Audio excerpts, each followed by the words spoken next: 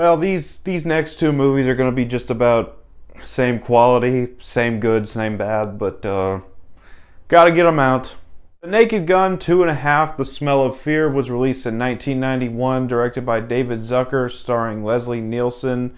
And like I said, these are all three first time watches for me. I don't even own them on physical. I had to watch them on Paramount Plus of all places. But since I am a fan of Leslie Nielsen's other comedies that I've seen, and since I am excited for this new movie coming up with Liam Neeson, I figured no better time than the present to get these out of the way. So let's go ahead and review this second movie, starting off with the good. And honestly, this movie is almost as good as the first one. Leslie Nielsen is absolutely hilarious once again.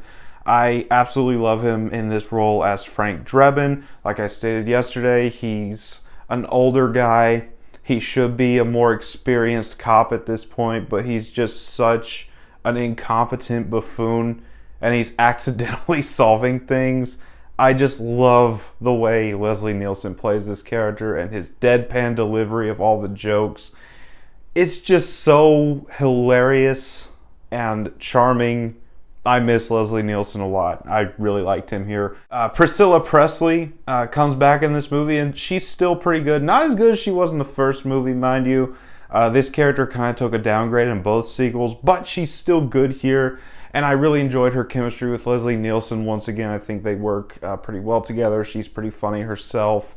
George Kennedy is in this movie as well. And I thought that he was just as good in this movie as he was in the first movie. He's just a really fun character to be interacting with Leslie Nielsen's character. Really fun character in this movie. Now, the humor really does not miss. Still, I love the humor in this movie.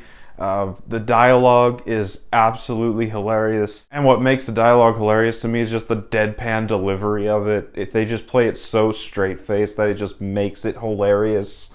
I love the dialogue, the visual gags as well. There's not as many iconic visual gags in this movie as there were in the first movie, but there's still plenty of really funny visual gags throughout this movie. I really enjoyed that. And one thing I did forget to mention yesterday, but I like about all three of these movies, is the opening credits. I think it's a very hilariously absurd sequence that they put at the beginning of each movie. I love the opening credits. They're hilarious. The theme song is iconic. Really love the opening credits. That's about all for the good. On to the bad. And there's a couple things that unfortunately took a downgrade in this movie and in the next movie. First is the story. It's a little paper thin, for lack of a better term. I didn't hate it, but compared to the first movie, which even that movie didn't have the strongest plot, but it was still an engaging plot.